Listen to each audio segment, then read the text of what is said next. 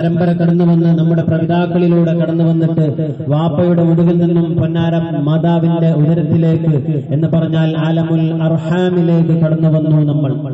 രണ്ടാമത്തെ ലോകം എവിടെയാ? ഗർഭം ധരിച്ച ആ 10 മാസം നൊന്ത് പ്രസവിച്ച ആ കാലഘട്ടമാണ് നമ്മുടെ പിന്നത്തെ രണ്ടാമത്തെ കാലഘട്ടം. അത് കഴിഞ്ഞ് ഭൂമിയിലേക്ക് നമ്മൾ ജനിച്ചു വീണു. ഇപ്പോൾ നമ്മൾ ഭൂമിയിൽ ജീവിച്ചുകൊണ്ടിരിക്കുകയാണ്. ഇനി നമ്മൾ ഈ ഭൂമിയിൽ നിന്നും മരണപ്പെട്ടു പോവേണ്ടവരാണ്. മുമ്പേ ജീവിച്ചവരൊക്കെ മരിച്ചു പോയവരാണ്. ഇനി ജനിക്കാനുള്ളവരും മരിക്കാനുള്ളവരാണ്. ആ ഖബറിന്റെ ലോകം മഹാനായ ഉസ്മാൻ റളിയല്ലാഹു അൻഹു ഒക്കെ ഖബർ കാണുമ്പോൾ കരയുമായിരുന്നു എന്ന് നമുക്ക് ചരിത്രത്തിൽ കാണാം. കാരണം അവർ പറയുന്നത്, ഞാൻ ഭൂമിയിൽ ജീവിക്കുമ്പോൾ എന്റെ കൂടെ ഒരുപാട് ആളുകളുണ്ട്, സ്വർഗത്തിൽ പോയാൽ അവിടെയും എന്റെ കൂടെ ഒരുപാട് ആളുകൾ ഉണ്ടാവും, ഇനി നരകത്തിലായാലും കുഴപ്പമില്ല, അവിടെയും എന്റെ കൂടെ ഒരുപാട് ആളുകൾ ഉണ്ടാവും. മഹ്ശറയിൽ കഠിനമായ ചൂടിന്റെ താഴെ നിൽക്കുമ്പോൾ, സൂര്യന്റെ ഒരു ചാൺ മേലെ സൂര്യൻ നിൽക്കുമ്പോൾ അതിന്റെ താഴെ നിൽക്കുമ്പോൾ ആ ചൂട് സഹിച്ചുകൊണ്ട് നിൽക്കുകയാണെങ്കിലും ശരി, എന്റെ കൂടെ ഒരുപാട് ആളുകൾ ഉണ്ടാവും. പക്ഷേ ഖബറിൽ ഞാൻ ഒറ്റയ്ക്ക് കിടക്കണ്ടേ എന്ന് പറഞ്ഞുകൊണ്ട് അവിടെ നിന്നും ഖബറിനെ കണ്ട് ഓർത്ത് ഖബറിന്റെ അരികിലൂടെ നടന്നു പോകുമ്പോൾ ഒക്കെ കരയുമായിരുന്നു. കരഞ്ഞിട്ട് കണ്ണിലൂടെ കണ്ണുനീർ ധാരയായിട്ട് ഒഴുകിയിട്ട് കവിളത്തിങ്ങനെ പാടുവന്നിരുന്നു എന്ന് നമുക്ക് ചരിത്രത്തിൽ കാണാൻ സാധിക്കും.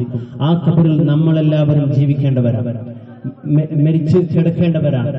മുമ്പ് മരണപ്പെട്ടു പോയ ആളുകളൊക്കെ ഖബറിൽ കിടക്കുകയാണ്.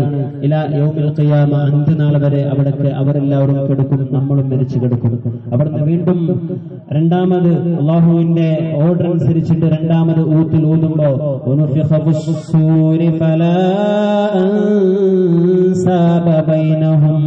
രണ്ടാമത് കാഹളത്തിൽ ഊതുമ്പോൾ, സൂറന്ന കാഹളത്തിൽ ഊതിയാൽ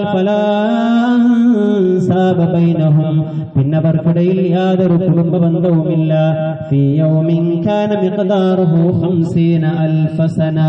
50,000 വർഷക്കാലം നീണ്ടു നിൽക്കുന്ന, നമ്മുടെ ഈ ഭൂമിയിൽ 50,000 വർഷക്കാലം നീണ്ടു നിൽക്കുന്ന ഒരു ദിവസത്തിന്റെ ദൈർഘ്യമാണ് അവിടെ നാം മഹ്ശറയിൽ നിൽക്കേണ്ടത്.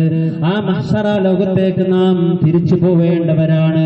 അവിടെ നാം മഹ്ശറയിൽ നിന്നുകൊണ്ട് ഒരു വിചാരണയും നടക്കാതെ വിചാരണയ്ക്ക് വേണ്ടി കാത്തു നിന്നുകൊണ്ട് വെയിലത്ത് നിൽക്കേണ്ടവരാണ് നമ്മൾ. അള്ളാഹു നമുക്കത് എളുപ്പമാക്കി തരുമാറാവട്ടെ. അത് കഴിഞ്ഞിട്ട് നാം അള്ളാഹുവിന്റെ മഹ്ശറ ലോകത്ത് ഒരു വിചാരണ നടന്നു കിട്ടാൻ വേണ്ടി ജനങ്ങൾ നെട്ടോട്ടമോടുന്ന ഒരു രംഗമുണ്ട്. ആദ്യമായിട്ട് അബുൽ ബശർ ആദം നബി അലൈഹിസ്സലാമിന്റെ അടുത്തേക്ക് പോയിക്കൊണ്ട് നമ്മെ ഈ നൃത്തത്തിൽ നിന്ന് രക്ഷപ്പെടുത്തണേ. അത് നരകത്തേക്കായാലും വേണ്ടില്ല, സ്വർഗത്ത് പോയാലും കുഴപ്പമില്ല, നമുക്ക് നരകത്തേക്കായാലും കുഴപ്പമില്ല, ഈ നൃത്തത്തിൽ നിന്ന് മാറ്റിത്തരണേ എന്ന് പറയും. ആദം നബി അലൈഹിസ്സലാം, ഞാനോ എന്നെ കൊണ്ടാവില്ല. അടുത്തതായിട്ട് നൂഹ് നബി അലൈഹിസ്സലാമിന്റെ അടുക്കലേക്ക് പോകുമ്പോ അവരും പറയും എന്നെ കൊണ്ട് കഴിയില്ല. അങ്ങനെ ഓരോ നബിമാരുടെ അടുത്തേക്കും പോയിക്കൊണ്ട് അവസാനം ഇലാ ഹദറത്തി റസൂലില്ലാഹി സ്വല്ലല്ലാഹു അലൈഹി വസല്ലം സ്വലാത്ത് ഓർക്ക് ചെല്ലണേ സല്ലല്ലാഹു അലൈഹി വസല്ലം.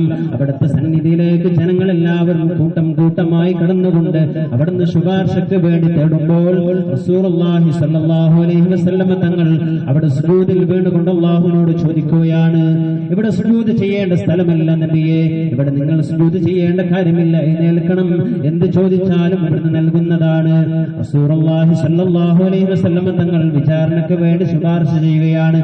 അവിടെ നിന്നാണ് വിചാരണ നടന്നുകൊണ്ട് ഒരു വിഭാഗം ആളുകൾ സ്വർഗത്തിലേക്കും മറ്റൊരു വിഭാഗം ആളുകൾ നരകത്തിലേക്കും അയക്കപ്പെടുന്നത്. അല്ലാഹു സുബ്ഹാനഹു വ തആല സ്വർഗീയ ആരാമങ്ങളിൽ അംബിയാ മുർസലീങ്ങളുടെ കൂടെ ഒരുമിച്ച് കൂടാൻ തൗഫീഖ് നൽകി അനുഗ്രഹിക്കുമാറാവട്ടെ. ആമീൻ.